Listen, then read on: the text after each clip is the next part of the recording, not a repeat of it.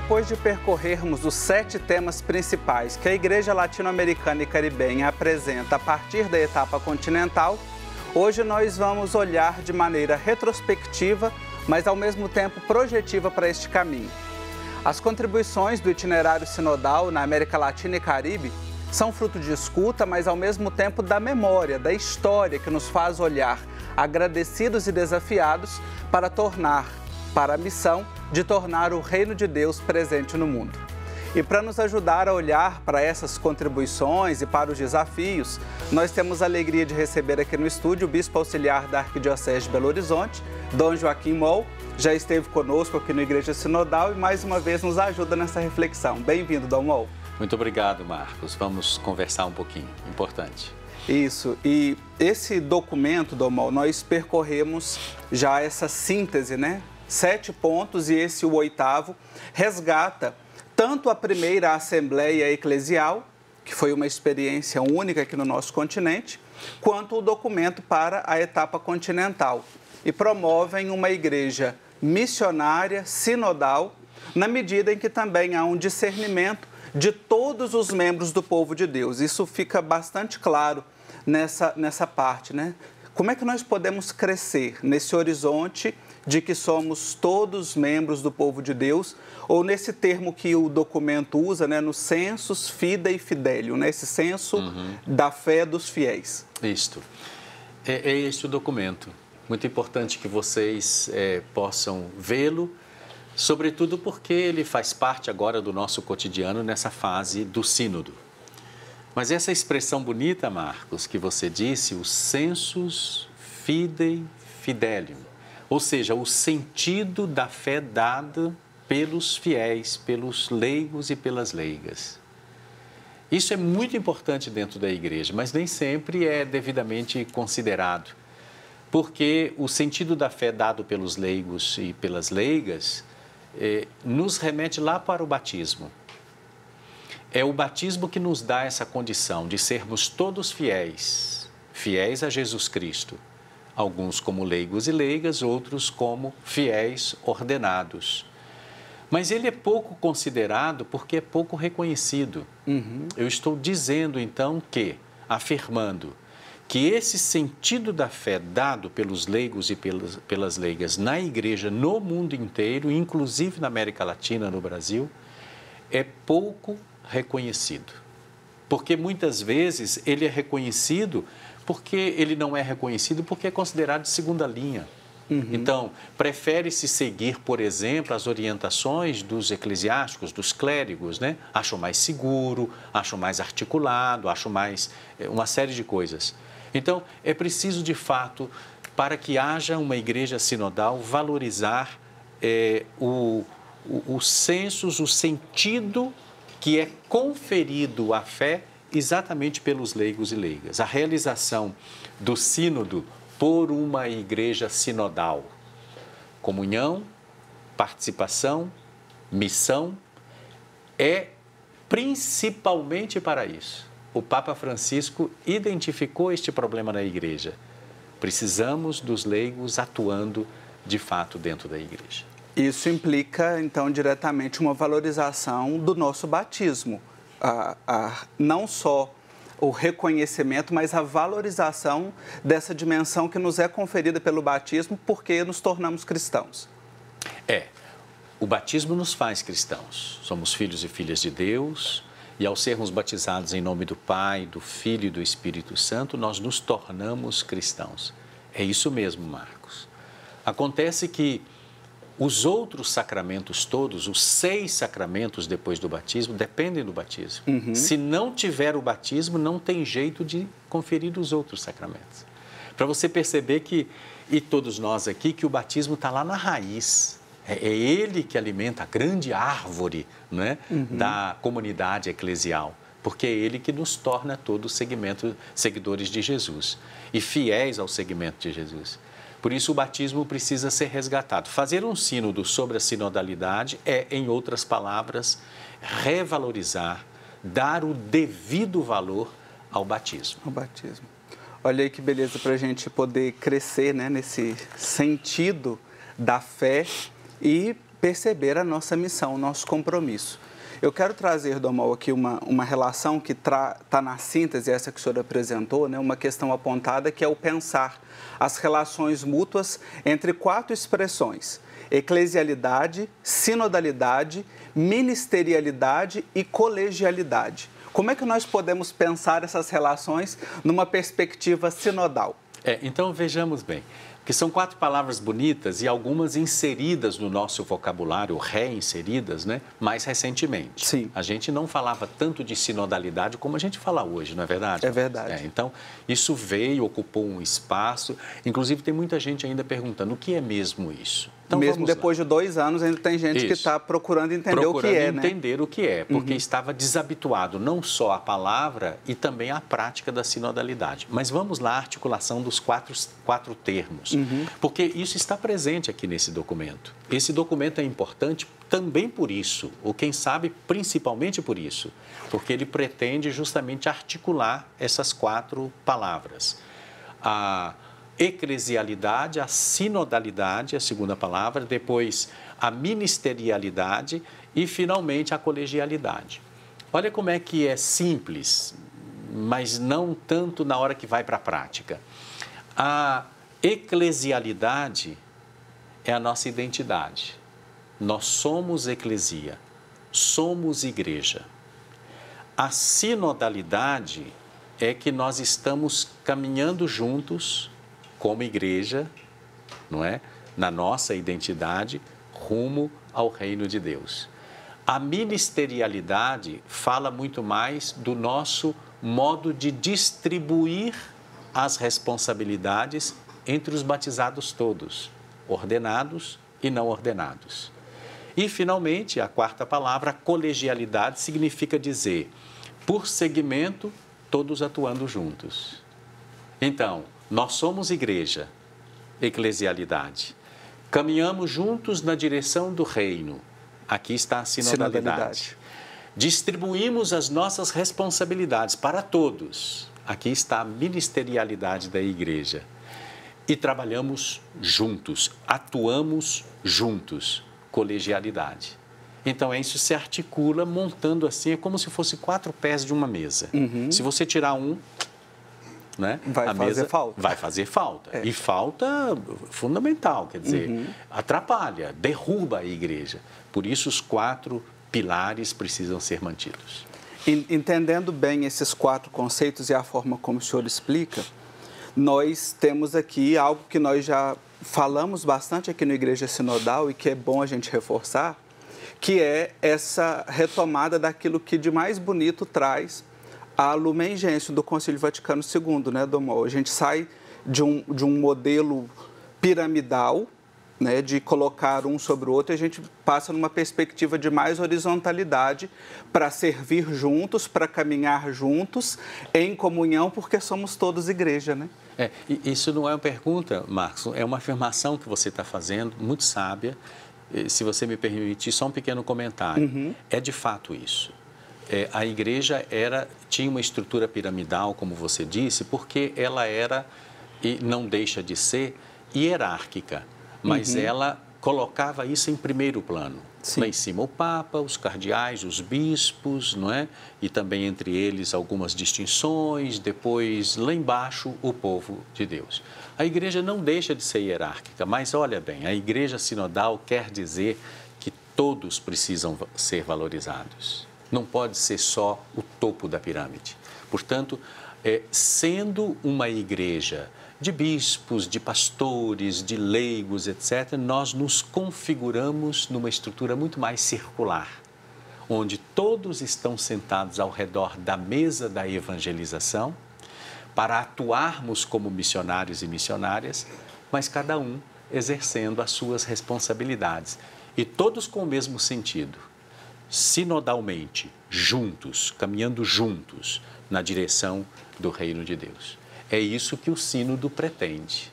Esse sínodo foi convocado porque supervalorizou-se o topo da pirâmide e esquecemos, a igreja esqueceu os leigos e leigas. Onde é que existe uma igreja sem comunidade?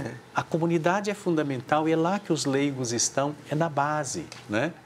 o nome bonito que se cunhou para as experiências profundas de comunidade na América Latina e no Brasil são as comunidades eclesiais de base, da base da igreja.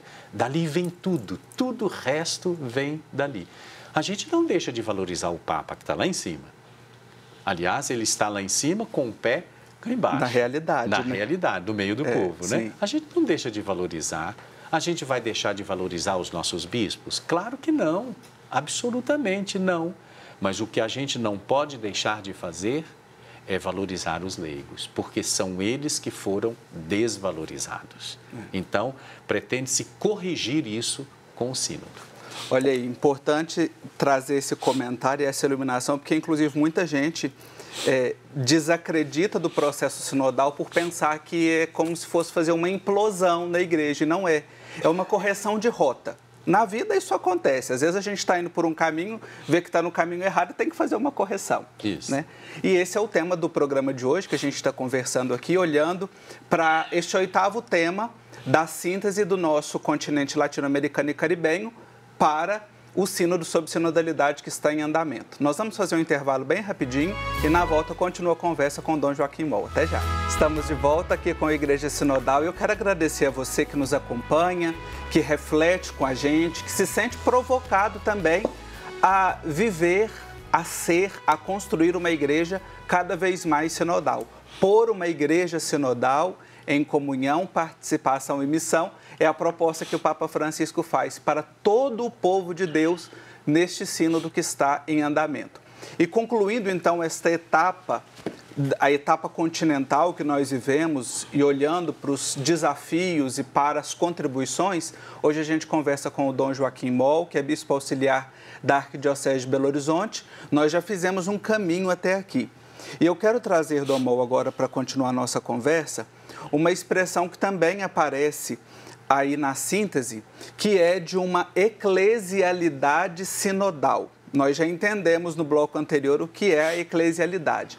Qual que é o maior desafio para a gente implementar essa eclesialidade sinodal? É mais na mentalidade? É mais na prática, nas relações? Como é que nós podemos entender? É mais em tudo isso junto, não é? Eu acho que precisamos colocar essa perspectiva. Olha, gente, aqui está o grande desafio. Porque, fora algumas pessoas que talvez tenham uma mentalidade ou o coração voltado para outros rumos que não interessam à igreja, todos concordam que a igreja precisa ser sinodal. Marcos, é difícil argumentar contra uma igreja sinodal, porque a igreja sinodal é nada mais, nada menos do que todo o povo de Deus caminhando na companhia de Jesus, iluminados pelo Espírito na direção do Pai. Quem que vai dizer isso? Só alguma pessoa, né, que talvez não esteja muito sintonizada com a realidade atual. Agora, como colocar essa igreja, transformar a igreja numa igreja sinodal e assumir uma eclesialidade sinodal? Porque existem diversas formas, diversas concepções de igreja. Agora a gente inclui de uma maneira muito forte a igreja sinodal. É claro que se eu me relaciono melhor com você, com todos os que estão aqui participando e assistindo nesse momento, de uma maneira mais sinodal, respeitosa, escutando, etc., ajuda. É claro que se eu tenho, por exemplo, na diocese onde eu estou, uma estrutura que é muito, digamos, concentradora do poder e transformo isso em conselhos onde se pode ouvir opiniões, participação, isso ajuda. Estamos transformando estruturas. É claro que se alguém que pensa a igreja de maneira muito hierárquica passa a pensar a igreja de uma maneira mais comunitária, ajuda. Contudo, a questão é mais profunda. A eclesialidade sinodal que precisa urgentemente ser impressa no modo de ser igreja depende muito da metanoia. O Papa Francisco fala isso constantemente, ele traduz essa palavra. Precisa muito da conversão. O que é uma conversão? Conversão é, olha, eu estou caminhando nessa direção, chega num determinado momento eu descubro que é para lá que eu preciso ir. Então eu vou fazer uma conversão na minha direção. Imagina o que é isso.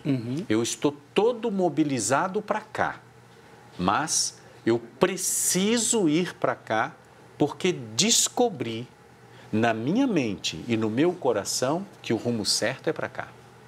Eu tenho grande dificuldade de sair dessa direção.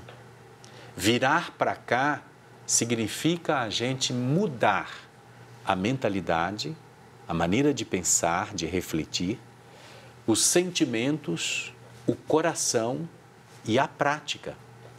Eu praticamente faço assim, olha, vou aqui, descubro que é lá e vou num processo de conversão. Porque ninguém faz isso de uma vez só. Porque é muito exigente. Por quê? Porque nós somos movidos pela convicção. Esta é a palavra que queria deixar aqui para você, para todos vocês que estão participando deste programa. É preciso gerar novas convicções. São as convicções que nos movem. Porque eu acredito verdadeiramente, com a mente, com o coração, de todas as formas que é por aqui, então isso é uma convicção. E é uma convicção de fé. Então, fazer uma igreja que não é sinodal, se tornar sinodal, como nós precisamos fazer agora, a gente precisa ter convicções de fé.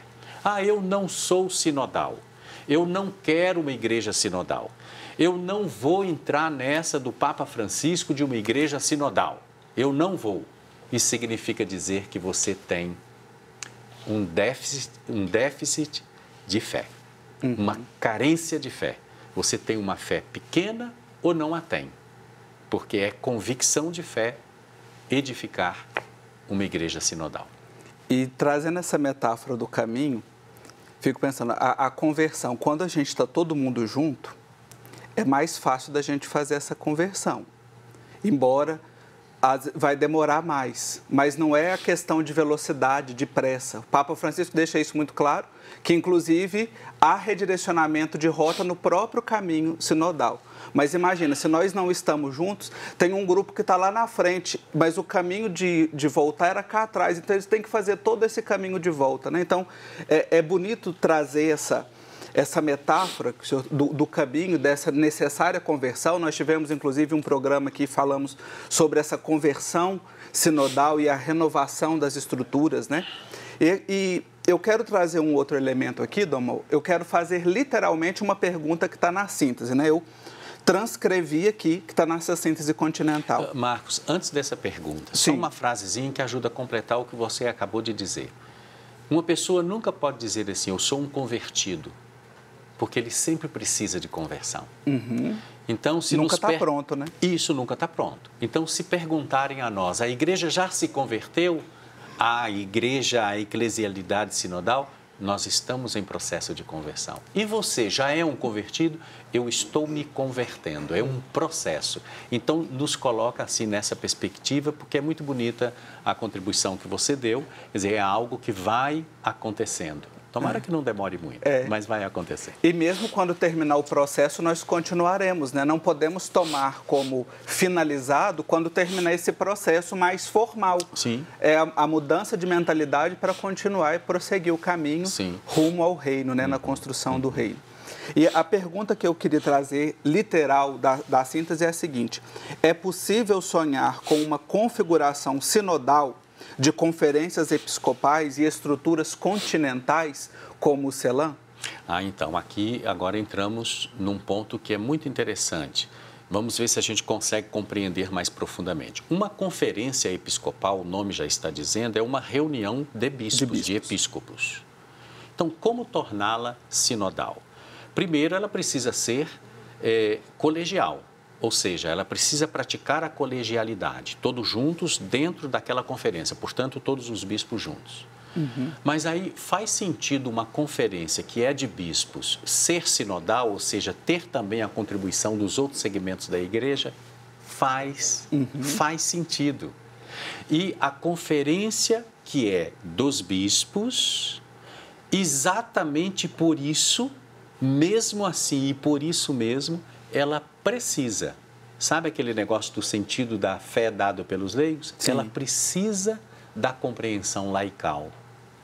Mas a conferência não é dos bispos? É e continuará sendo, contudo, aberta à contribuição laical.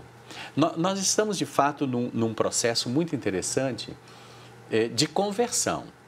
Porque eu digo aqui para vocês, e não é nenhum segredo disso, porque a Assembleia tem também os seus momentos de plenário, e foi no momento de plenário, a Assembleia dos Bispos, em que eu sugeri que se acrescentasse lá no Estatuto duas questões. Primeiro, no Estatuto da Conferência. Primeiro, que nós tivéssemos ali um certo número de leigos na Conferência dos Bispos para ajudar, colaborar na reflexão, nos discernimentos e assim por diante. Sem uma participação mais do que isso.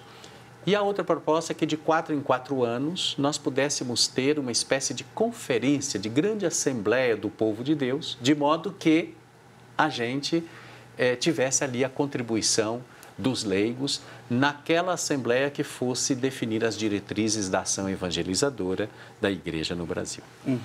Não foi aceito, acatada as sugestões, porque eu levei a sugestão em nome também de várias outras pessoas, né? E acontece que agora, recentemente, muito recentemente, o Papa faz exatamente isso, né? Ou seja, ele, para o sínodo, convida mais leigos e, sobretudo, leigas a participar. O sínodo é sínodo dos bispos. Então, ele convida mais leigos a participar e dá o direito de voto no sínodo, que é dos bispos, né, a uma parte desses leigos. Então, isso significa dizer que nós estamos crescendo na sinodalidade. Aos poucos, esses espaços vão sendo abertos, esta comunhão vai sendo feita de maneira mais plena. Temos muito ainda o que caminhar, mas é possível. É possível. O Papa Francisco está mostrando que é possível. Isso serve para todas as conferências episcopais do mundo, ou seja, conferência de bispos que venham a ter participação, colaboração, sem tirar aquilo que é próprio do bispo, evidentemente, né, dos bispos. A conferência é dos bispos, repito mais uma vez. E, ao mesmo tempo, isso serve também para as conferências continentais, como, por exemplo, o CELAM. E aqui, né, vale a gente destacar, já falamos em algum momento, né, uma experiência bonita, recente, nesse processo de ampliação de caminhar juntos, que foi, inclusive, recentemente aprovada pelo Papa, o Estatuto da Conferência Eclesial para a Amazônia. Isso. Né, a SEAMA, fruto também de um processo sinodal.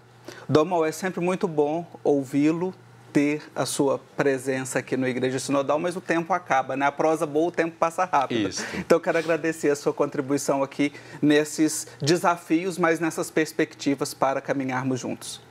Eu aqui agradeço, Marcos, a oportunidade de comunhão. Tudo que digo aqui, digo a partir do coração, da mente que pensa, mas também da comunhão profunda com toda a Igreja. E despretensiosamente, apenas como uma gota a mais no encharcamento do nosso ser por uma igreja sinodal. Que assim seja.